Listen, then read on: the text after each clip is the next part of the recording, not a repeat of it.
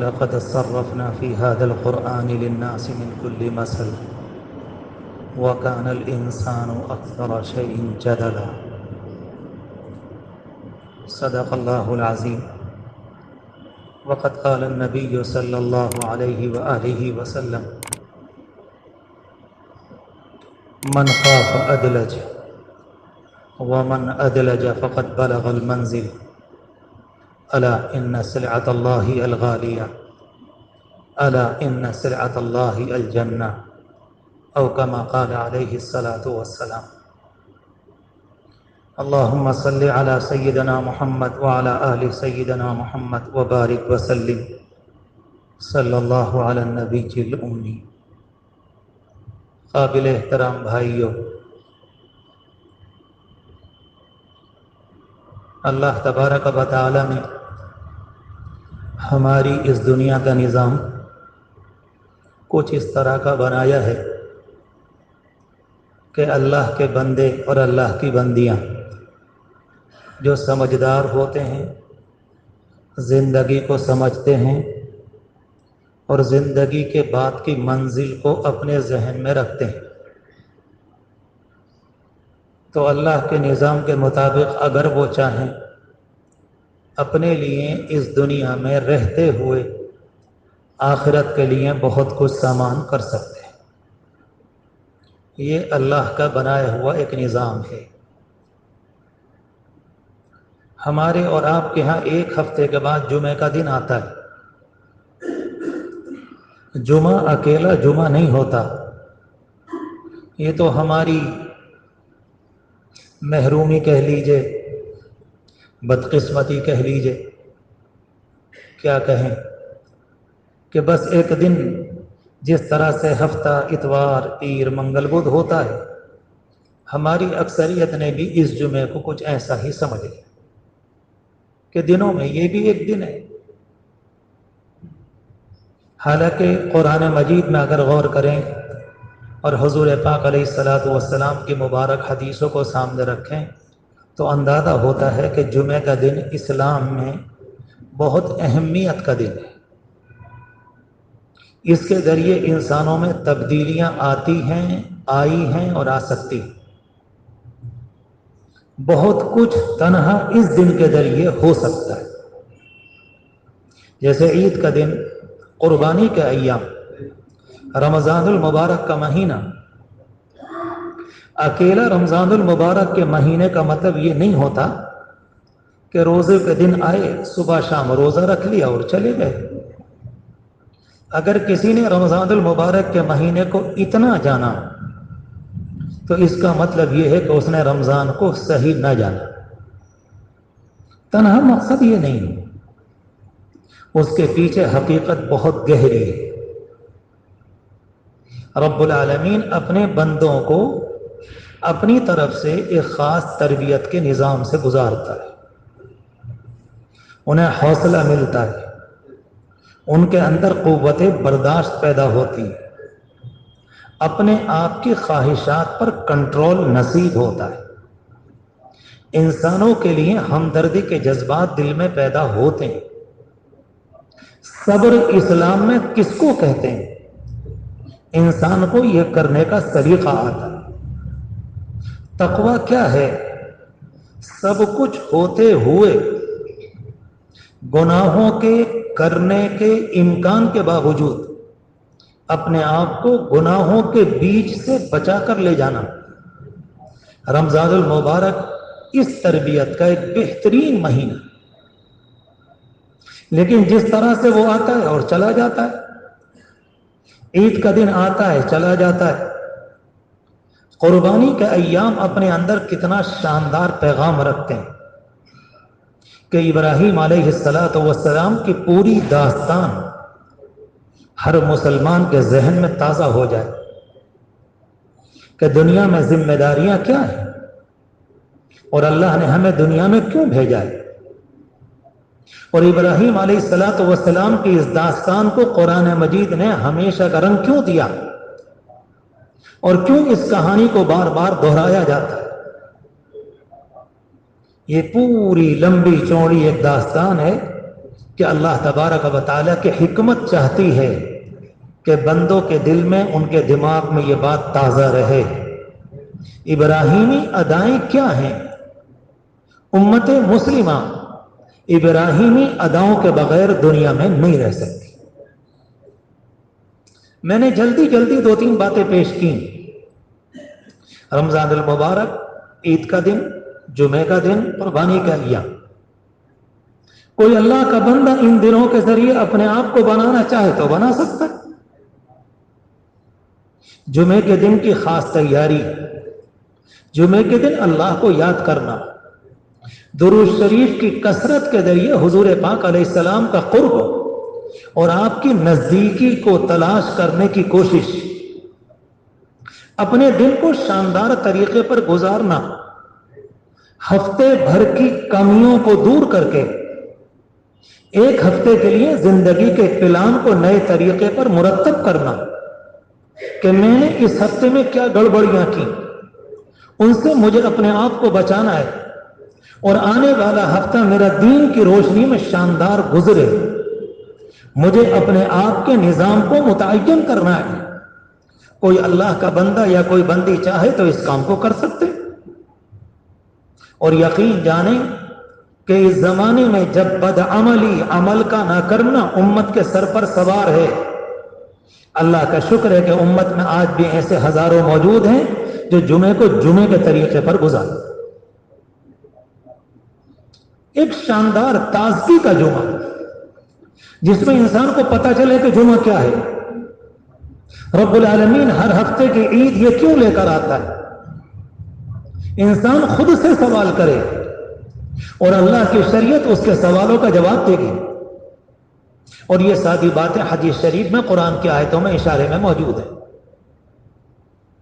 سب سے پہلا جو جمعہ ہوا تھا، سب سے پہلا جمعہ، ایک اللہ کے بندے نے مدینہ منورہ میں، مدینے میں رہ کر، ابھی اللہ کے رسول علیہ السلام نے ہجرت نہیں کی تھی، ایک دن بیٹھے بیٹھے یہ باتیں کی کہ دیکھیں مسلمان کتنے ہو گئے۔ بولے ایسا کرو، سب کو جنگل میں لے کے چلو اور وہاں جا کر جمع کرو اور گنو کتنے ہوئے۔ وہاں پہنچے، ظاہر بات ہے کہ مدینے میں مسلمان ابھی بہت کم تھے، باہر لائے، ان کو گنا گیا، بڑی خوشی ہوئی کہ اللہ کا شکر دین پھیل رہا ہے۔ پھر ایک صاحب کی طرف سے باقاعدہ دعوت کا انتظام کیا گیا اور اس والے دن کو اتنا پسند کیا گیا، ہم آپس میں جائزہ لے رہے ہیں ہمارا دین کتنی تیزی سے پھیل رہا ہے، ہمارے اندر کیا تبدیلیاں آ رہی ہیں، ہمارے گناہ ہمارے دلوں سے کس طرح سے نکل رہے ہیں۔ ابھی جمعے کی نماز نہیں تھی، وہ تو اللہ کے رسول علیہ السلام پر قرآن مجید کی آیتیں بعد میں آئیں، صرف جمعے کے دن جمع ہونا کہ بھئی یہ دن ہونا چاہیے۔ کیا شاندار دن تھا۔ اللہ تبارک و تعالیٰ کو ان بندوں کے جنگل میں جمع ہونے کی یہ ادا اتنی پسند آئی کہ قرآن مجید میں اللہ کی طرف سے جمعے کی نماز کا حکم آ گیا اور اللہ کے رسول علیہ السلام کا خط پہنچا ہے، اور یہ خط پہنچا آپ کا کہ تم لوگ جو جمع ہوتے ہو اب نماز جمعہ کو اس طرح سے ادا کرو۔ کیا شاندار دن تھا، کس طریقے سے قوم اسے کیا کرتی تھی، اس کی بہت تفصیلات موجود ہیں، مگر مجھے اس وقت یہ بات نہیں کہنی تھی۔ ہمارے اور آپ کے سامنے اس وقت ربیع الاول کا مہینہ آیا ہوا ہے، ہر سال آتا ہے۔ ایک بہت بڑی قسم و پرسی کہہ لیں، دین سے دوری کہہ لیں کہ ایک تو عربی مہینوں کے نام ہمیں یاد نہیں، جنوری، فروری یہ ہمارے بچوں کو حفظ ہیں، عربی مہینے ہمیں یاد نہیں۔ آپ کیا کہیں گے؟ دین سے دوری، پتہ نہیں چلتا ہے، سلو پائزن کی طرح ارتداد، دین سے بے رغبتی، بیزاری ہمارے اندر کام کر رہی۔ ہم کہتے ہیں کیا ہو گیا اس میں، اس سے بھی چلے گئے۔ اسلامی نام کیا ہو گئے، اس سے بھی چلے گئے۔ کپڑوں میں کیا ہوتا ہے، اس سے بھی چلے گئے۔ چہرے کے بنانے سے کیا ہوتا ہے، اس سے بھی چلے گئے۔ بالا ہمارے اگر بڑے ہو گئے اور ہم نے کٹوا لیے ادھر ادھر سے تو اس سے کیا ہو گیا۔ ان سے پوچھو تم کو بچا کیا ہے، تم کس خانے کے مسلمان بچے؟ ایک خانہ بچا ہے کہ تمہارے باپ مسلمان، تمہاری ماں مسلمان، اس کے علاوہ تم کنگال ہو، تم قلاش ہو، تمہیں کچھ پتا نہیں، تم تو سیلاب کے دھارے میں بہہ گئے۔ چلایا کرو، دہاڑا کرو، ہم مسلمان ہیں، کسی کے باپ کی یہ طاقت نہیں کہ میری اور آپ کی زبان کو کھینچ لے، مگر فیصلہ تنہا ان نعروں پہ تو نہیں، فیصلہ ان باتوں پہ تو نہیں ہوگا، فیصلہ تو اس پر ہوگا کہ انسان نے زندگی کو کس طریقے پر گزارا۔ ایک چیز نہیں، بے شمار چیزیں میں آپ کے سامنے رکھ سکتا ہوں۔ کبھی کبھی کسی کے سامنے اسلامی تہذیب کی بات کریں کہ اسلامی تہذیب ایک ہمارا کلچر ہے، ایک ہمارا گھر کا نظام ہے، ایک سوسائٹی ہے، اس میں پردہ ہماری تہذیب کا حصہ ہے، شرم و حیا ہماری تہذیب کا حصہ ہے، ہم کسی غیر کو اپنے گھر میں نہیں لا سکتے، اپنے بہو بچوں کو غیر کے سامنے نہیں بٹھا سکتے۔ ہزاروں مسلمان کہتے ہیں آپ کس دنیا کی باتیں کر رہے ہیں؟ کیا ان باتوں کے ساتھ آپ اس دنیا میں جی سکیں گے؟ جی، ان سے ذرا معلوم کریں، یہ رہنے والے سنبھل کے ہیں، اور سنبھل آپ ہی جانتے ہیں ماشاءاللہ کیا چیز ہے یہ، آپ ذرا پوچھیں تو صحیح۔ اس تہذیب کے ساتھ 1000% اس تہذیب کے ساتھ رہنے والے نیو یارک میں، امریکہ کی جڑوں میں رہتے ہیں، اور وہاں کی تہذیب ان کے اوپر ایک نقطے کے برابر اثر نہ کر سکے۔ کہتے نہیں ہم مسلمان تو ہیں، وہ کون سا اسلام ہے؟ ایک کبوتر کو لے لیجیے، اس کے پروں کو نوچ دیجیے، اس کی گردن کی کھال کو نوچ دیجیے، اس کی دم کو نوچ دیجیے، اس کے بازوؤں کے پروں کو نوچ دیجیے، بالکل ایک گنجے قسم کا کبوتر، اور اس کے بعد آپ کہتے ہیں کہ یہ کبوتر ہے۔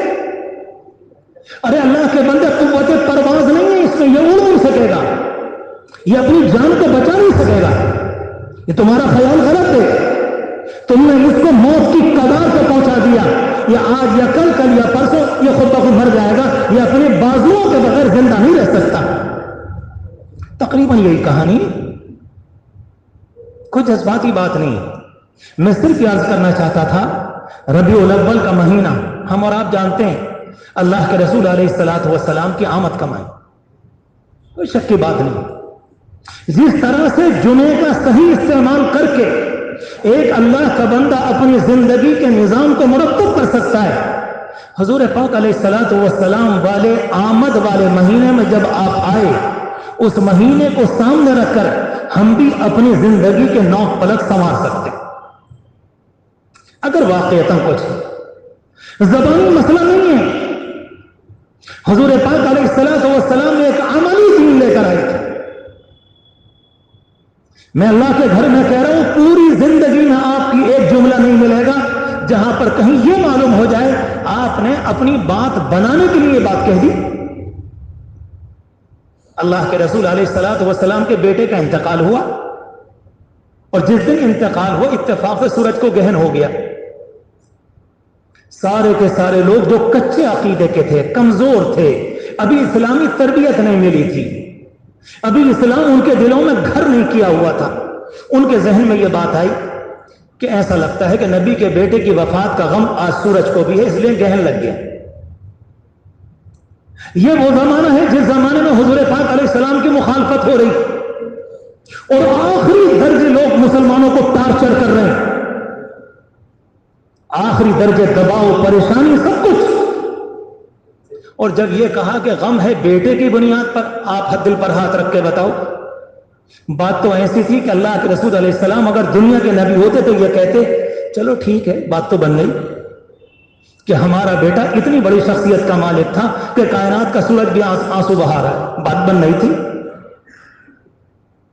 اس زمانے میں تو بات کی تلاش بہت ہے کہ بات بن جائے، قتل عام ہو، تباہی ہو، عزتیں ٹوٹ جائیں، بات بن نہیں، تم بات ہی بناؤ اپنی، اس کے علاوہ کر بھی کر سکتے ہو اس دنیا میں۔ ایک نہایت کمزور زندگی ہاتھ آئی، ایک نہایت کمزور، جو ہر چیز سے کمپرومائز کر رہی تھی، یہ بھی چلے گا، یہ بھی چلے گا، یہ بھی چلے گا، حرام بھی چلے گا، جھوٹ بھی چلے گا، مکاری چلے گی، اور اس کے ساتھ دغا بازی بھی چلے گی، سود چلے گا، جوا چلے گا، اور ایک عجیب اسپیشل اسلام تیار ہوا اس زمانے میں جس کا محمد رسول اللہ سے رب کعبہ کی قسم کوئی تعلق نہیں، جھوٹ بولتے لوگ، اس دین کو لے کر اللہ کے رسول نہیں آئے تھے، یہ مکاری کا دین ہے، آپ میرے اپنے سے کہہ رہا ہوں، یہ جھوٹ کا دین ہے۔ اتفاق سے کبھی جھوٹ ہو جائے یہ الگ ہے، لیکن جھوٹ کے نظام کی زندگی حضور پاک علیہ السلام یہ دین لے کر نہیں ہے، مکاروں کا۔ اگر آپ کو برا نہ لگے معاف کیجیے کہ اس گناہگاروں کو یہ ہیڈیوں کا دین بنا دیا ہے۔ میں سچ کہتا ہوں آپ سے، یہ زنخوں کا دین ہے۔ تم نے کیا تماشا بنایا دین کا؟ کوئی بات اللہ کا بندہ دین کی کہ نہیں تو اس طرح یہ نہیں چلے گی، یہ چلے گی، یہ ہر بےمانی کی گنجائش، ہر بدعنوانی کی گنجائش، ہر حرام کی گنجائش، ہر ناجائز کی گنجائش، ہر بدتمیزی کی گنجائش۔ اگر گنجائش نہیں ہے تو حضور پاک علیہ السلام کی تہذیب کی گنجائش نہیں کہ یہ ہمارے ہاں اس زمانے میں ذرا ہو نہیں پائے گا۔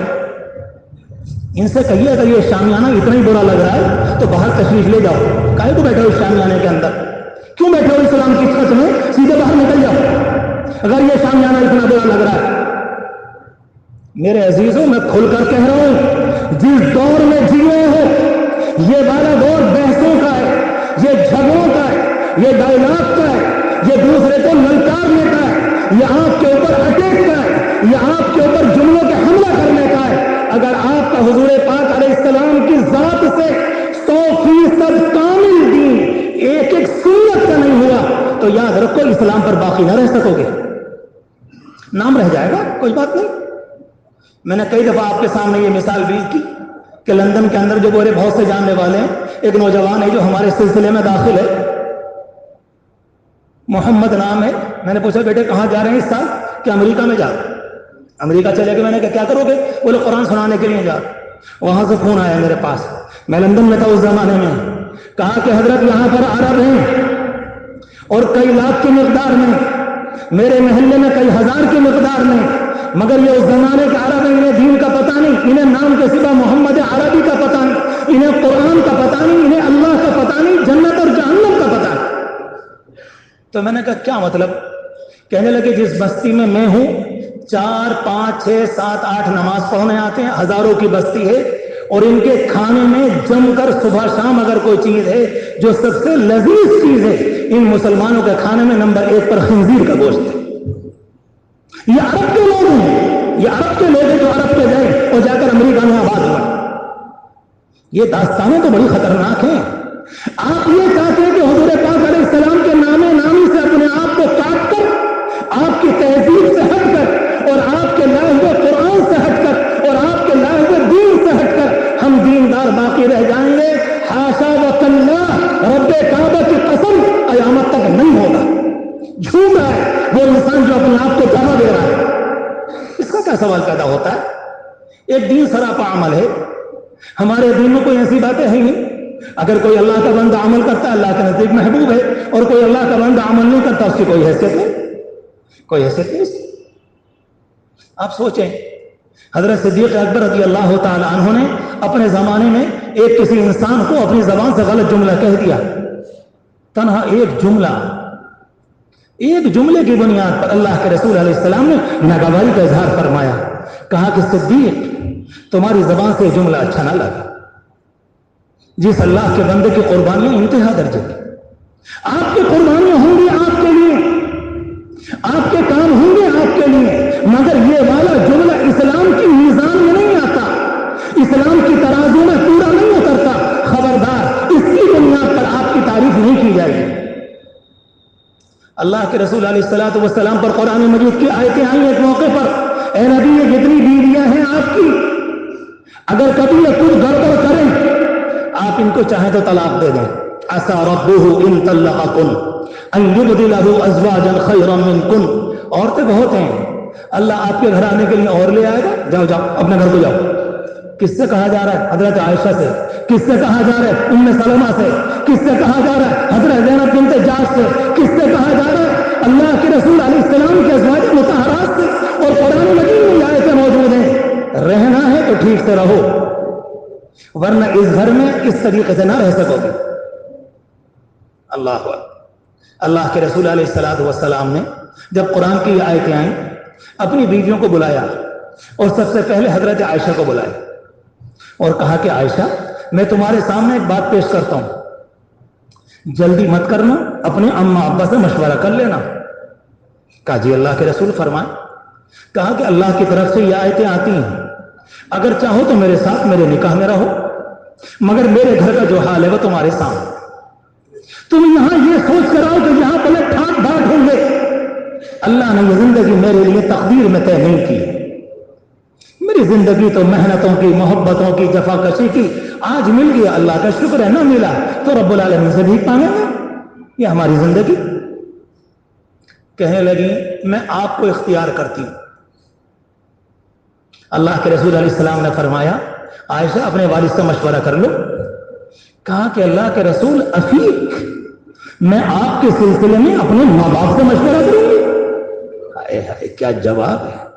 आपके सिलसिले में मैं जाकर अपने बाप से मालूम करूं कि मोहम्मद रसूलुल्लाह के साथ रहूंगी कि नहीं।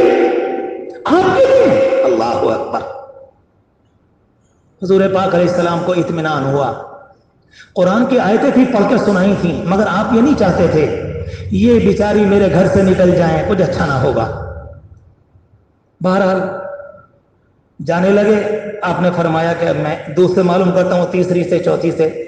हजरत आयशा फरमाती हैं अल्लाह के रसूल मैंने जो जवाब दिया है किसी और को ना बताइएगा।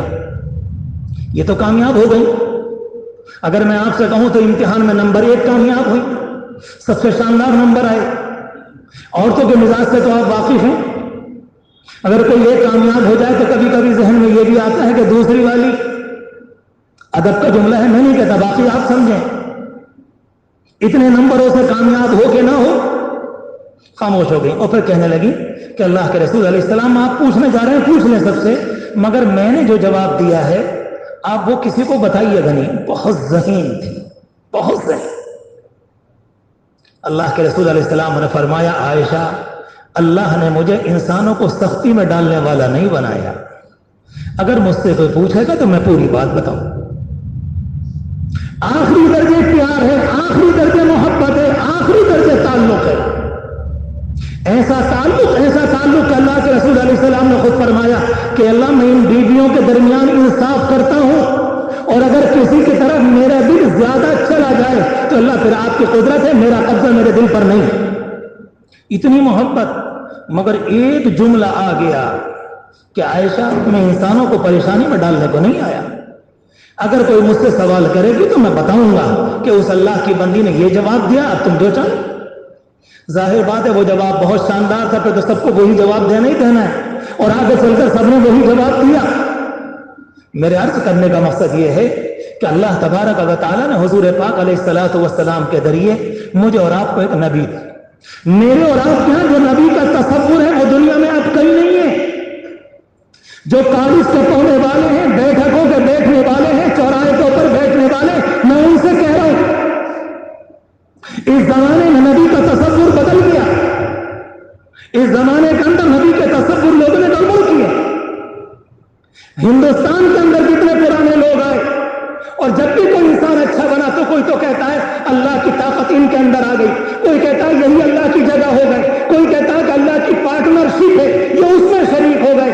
एक अकीली उम्मत मोहम्मदिया है जो ये कहती है अल्लाह के रसूल सिर्फ इंसान, अल्लाह के बंदे, अल्लाह के नबी, सारे नबियों के सरदार, ना खुदा है ना खुदाई का हिस्सा। ये तसव्वुर सिर्फ इस्लाम का है। यहूदियों का पढ़कर देख लें, ईसाइयों का पढ़कर देख लें, बुद्ध मजहब की कहानी पढ़कर देख लें, और रहा हिंदुस्तान, इसकी तो बात ही छोड़े। यहां तो जहां कुछ थोड़ा सा कुछ हो गया और अपने इलाके में जरा उसकी बुजुर्गी मशहूर हुई, यहां तो उठाकर फौरन भगवान बना दिया जाता। नहीं, हरगिज़ नहीं। अल्लाह के रसूल अलैहिस्सलातु वस्सलाम का जब विसाल हुआ है, हजरत इंतकाल हुआ, हजरत सिद्दीक़ अकबर रज़ियल्लाहु तआला अन्हु की एक बीवी मदीने में थी, एक बीवी मदीना मुनव्वरा से बाहर जरा करीब थी। फजर की नमाज में अल्लाह के रसूल अलैहिस्सलातु वस्सलाम ने देखा था उम्मत को, आपका हुजरा मुबारक के एक तरफ उम्मत नमाज में थी, आपने हटाया और उम्मत को देखा, चेहरे अनवर चमक रहा था। सहाबा कहते हैं और हमें डर ये था कि कहीं फितने में न पड़ जाए। अल्लाह के रसूल तशरीफ ले आए, आज लंबी चौड़ी बीमारी है, तकरीबन 17 दिन की लंबी बीमारी थी। आपने पर्दे को गिरा दिया, इशारा किया, सहाबा नमाज पढ़ते रहे, आप अंदर चले गए। हजरत सिद्दीक़ अकबर रज़ियल्लाहु तआला समझ गए आज आपकी तबीयत अच्छी है, इजाजत लेकर जरा बाहर चले गए कि मेरी दूसरी बीवी जो गांव में रहती हैं जरा उनकी खैर खबर पूछ के आऊं।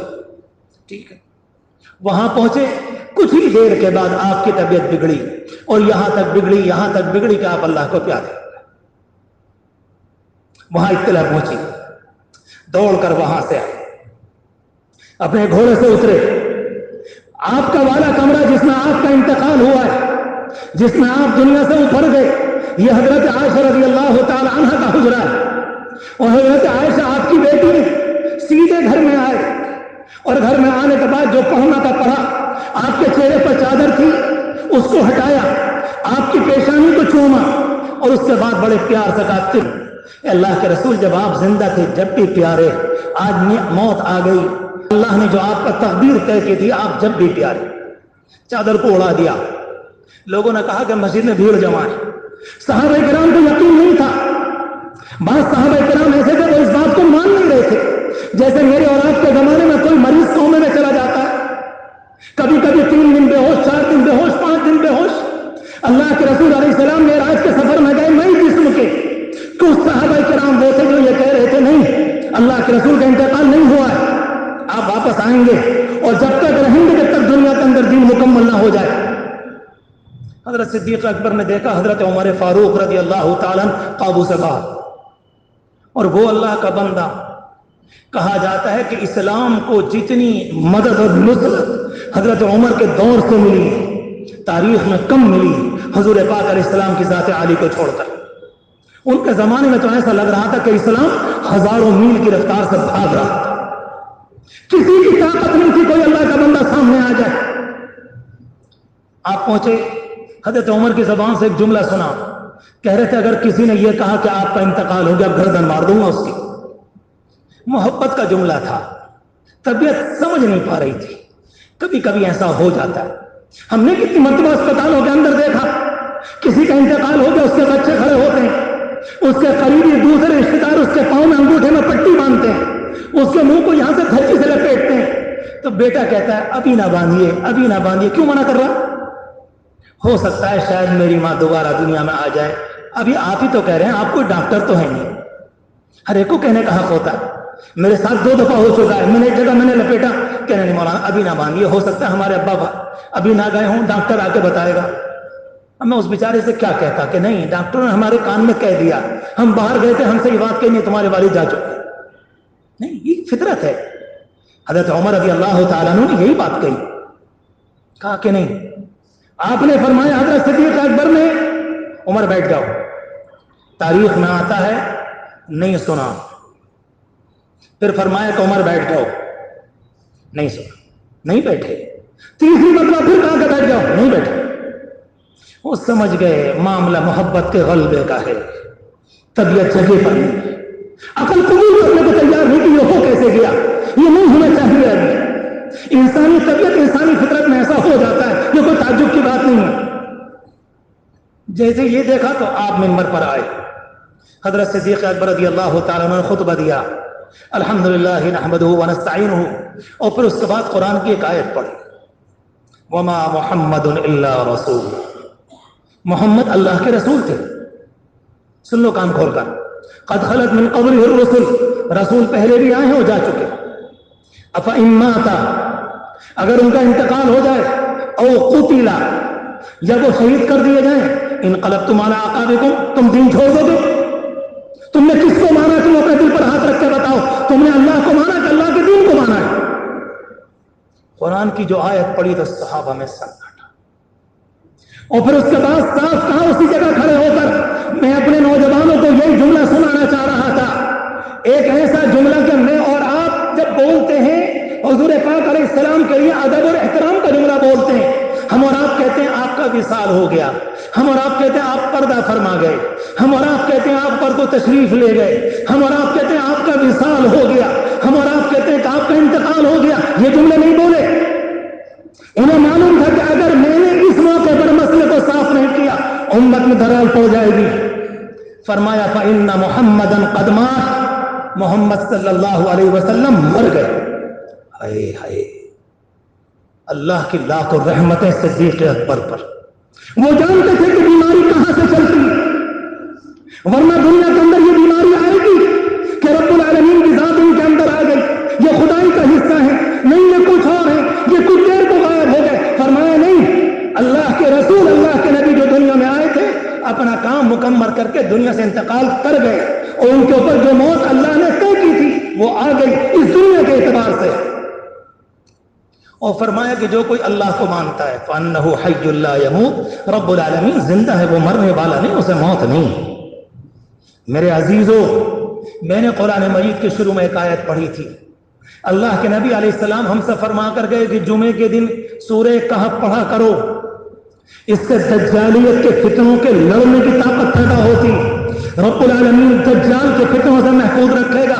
بات بہت لمبی ہے, انشاءاللہ اگلے جمعے کو عرض کروں گا اگر زندگی رہی تو. یاد رکھو اس سورت کے اندر خاص بات ہے کہ اللہ تبارک و تعالی کی طرف سے قرآن مجید کی اس سورت میں وہ مضمون تمام کا تمام بھر دیا گیا ہے جسے بار بار پڑھنے کے نتیجے میں آہستہ آہستہ دل میں آتا ہے. دجالیت سے مقابلہ کرنے کی صلاحیت پیدا ہوتی, دجال کے فتنے سے پناہ مانگنے کی صلاحیت پیدا ہوتی. اس لیے حضور پاک علیہ السلام نے فرمایا تھا کہ جو کوئی آدمی اس سورت کو پڑھے گا وہ دجال کے فتنے سے محفوظ رہے گا. اس سورت کی ایک آیت پڑھی تھی میں نے, وَكَانَ الْإِنسَانُ أَكْثَرَ شَيْءٍ جَدَلًا, کہ رب العالمین فرماتا ہے ہم نے اس قرآن میں سب کچھ کھول کر بیان کر دیا ہے. جس کی ضرورت ہوگی وہ بھی, قیامت سے پہلے جو چیز چاہو گے وہ بھی, نفع والی کتنی ہے وہ بھی, نقصان والی کتنی ہے وہ بھی, نبوی طریقہ کیا ہوتا ہے یہ بھی, اس سے ہٹ کر تباہی کیسے آئے گی یہ بھی, حرام کے نقصانات کیا ہیں یہ بھی, قیامت کی ہولناکیاں کیا ہیں یہ بھی, دجال کا فتنہ کیسے کیسے دنیا میں آئے گا, ہم نے اس صورت کے اندر یہ بھی بیان کیا. اور اس کے بعد قرآن کہتا ہے وَكَانَ الْإِنسَانُ أَكْثَرَ شَيْءٍ جَدَلًا, کہ انسان کا معاملہ یہ ہے یہ تو ہر بات میں جھگڑا ہی کرتا ہے. آپ یقین جانیں اس زمانے میں جتنے جھگڑے ہیں اس سے پہلے اتنے جھگڑے نہیں تھے, کبھی نہیں ملیں گا. آج سے 50 سال پہلے دیکھ لیں, ہمارے جتنے بزرگ تھے, آپ کے بزرگ, ہمارے گھر کی عورتیں بلا کی نیک, بلا کی شریف, بلا کی نمازوں کے پابند, وہ بوڑھے نمازوں کے پابند, ان بیچاروں نے ان برائیوں کو دیکھا بھی نہیں تھا. اس زمانے کا مسئلہ کہ نئے نئے سوالات. وَكَانَ الْإِنسَانُ أَكْثَرَ شَيْءٍ جَدَلًا, گویا کہ قرآن اشارہ دے رہا ہے آگے والے زمانے میں انسان میں جدل کا, لڑنے کا, جھگڑے کا, بحث کرنے کا, مبالغہ کرنے کا, ایک دوسرے کو پریشان کرنے کا مزاج بنے گا. ہر بات میں بات, ہر بات میں بات, ہر بات میں بات. پہلے زمانے میں نام سنا تھا امام بخاری رحمۃ اللہ علیہ, امام شافعی رحمۃ اللہ علیہ, امام مالک, امام احمد بن حنبل. اس زمانے میں ایک شیطان بھی آ گئے ہیں, یہ ہے جناب امام موبائل صاحب. یہ اس زمانے کے شیطان ہیں. میں مسجدوں میں جاتا ہوں, نئے سے نئے کام. کوئی بیچارہ اگر یہاں ہاتھ باندھ رہا ہے کہتے ہیں یہاں باندھو, کوئی بیچارہ یہاں باندھ رہا, میں کہتا ہوں یہاں باندھو, اور نہ کہ نہیں تم اللہ اکبر یہاں تک کرنا ہے. یہ سب پکڑو ظالم کو اور اس سے یہ معلوم کرو تو دعائے قنوت تمہیں یہاں پر کھڑے ہو کر, یہ سب پکڑو شیطان ہے. سنو دعائے قنوت. اسلام کا عقیدہ ایمان نزول کیا ہے, ایمان مفصل کیا ہے, تو سنو اس کو. اسے یہ بھی یاد نہیں, اسے یہ بھی یاد نہیں. حضور پاک علیہ الصلوۃ والسلام کا قیام, ان کے دین کا قیام, ان کے دین کا خلاصہ, اسے یہ بھی نہیں معلوم, مگر اسے جھگڑے کی ہر بات معلوم.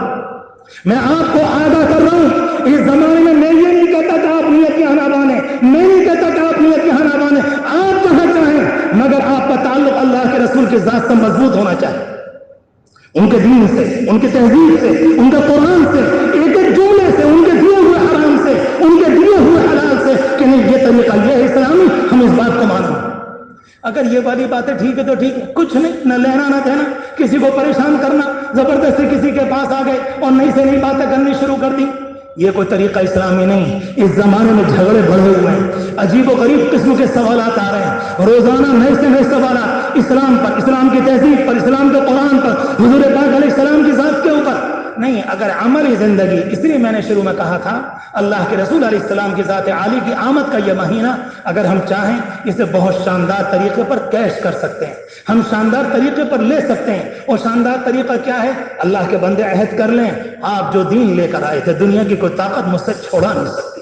کچھ بھی ہو جائے, مر جاؤں گا, میرا وجود مٹ جائے گا, مگر آپ کی تہذیب کو, آپ کے دیے ہوئے عقیدے کو اور آپ کے دی ہوئی لائن کو میں چھوڑ نہیں سکتا. اگر یہ باتیں ہیں, میں مسجد میں کہہ رہا ہوں ربیع الاول 1000 بار مبارک, ربیع الاول 1000 بار مبارک, اس کی آمد مبارک. اور اگر یہ بات نہیں اور مسئلہ صرف شور ہنگامے تک, مسئلہ صرف بحث باسی کا, مسئلہ صرف جھگڑے کا, تو پھر یاد رکھو اللہ کے رسول علیہ الصلوۃ والسلام کی حدیث ہے, آپ نے ارشاد فرمایا اذا اراد اللہ بقوم عذابا, اللہ جب کسی قوم کے اوپر عذاب کو مسلط کرنا چاہتا ہے, سلب منہ العمل, اس سے عمل کو لے لیتا ہے, وسلط اوپر بحث کو لاد دیتا ہے، جاؤ بحث کرو، تم جھگڑو اور اسی میں مرو، اور میں تمہارے اوپر دوسری قوموں کو لاد دوں گا جو تمہارے وجود کو مٹا دیں گی، اور تم بحث میں چل رہے ہوگے کہ ہم نیت یہاں باندھیں، ہم نیت یہاں باندھیں۔